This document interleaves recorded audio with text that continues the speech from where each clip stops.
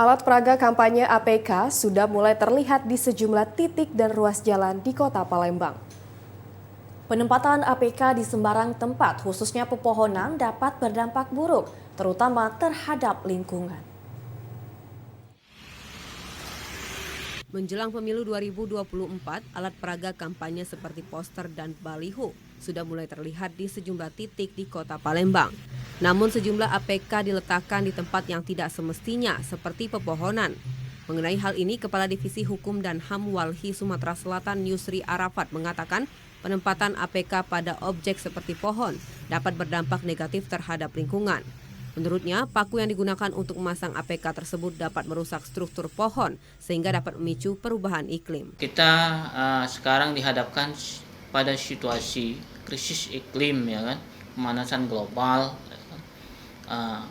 Kalau pohon itu dipasang poster, baliho, ya kan, dipaku, kemudian akan mati. Jadinya suhu panas kita meningkat, ya kan.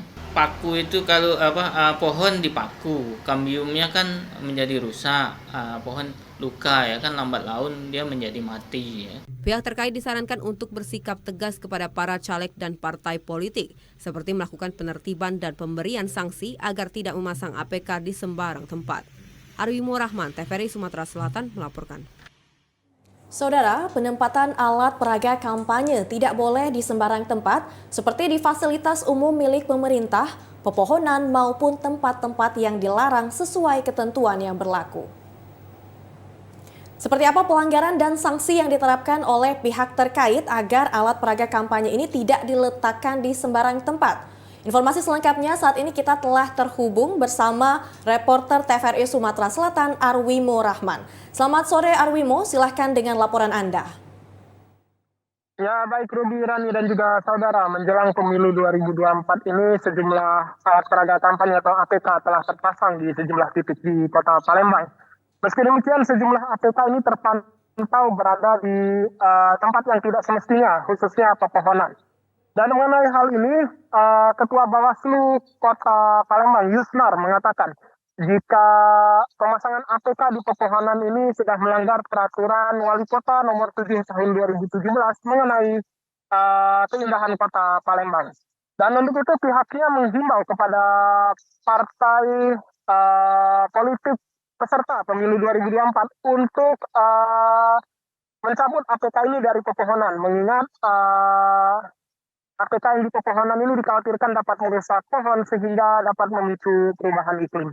Dan berikut petikan wawancara kami bersama Ketua Bawaslu Kota Palembang, Yusna.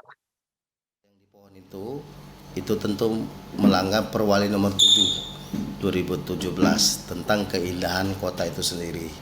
Dan kami dari Bawaslu Kota Palembang itu sudah mengirim surat kepada 18 partai politik, ketua partai politik di Kota Palembang untuk menertibkan sendiri terkait dengan APK yang masih bertebaran di mengganggu keindahan Kota Palembang.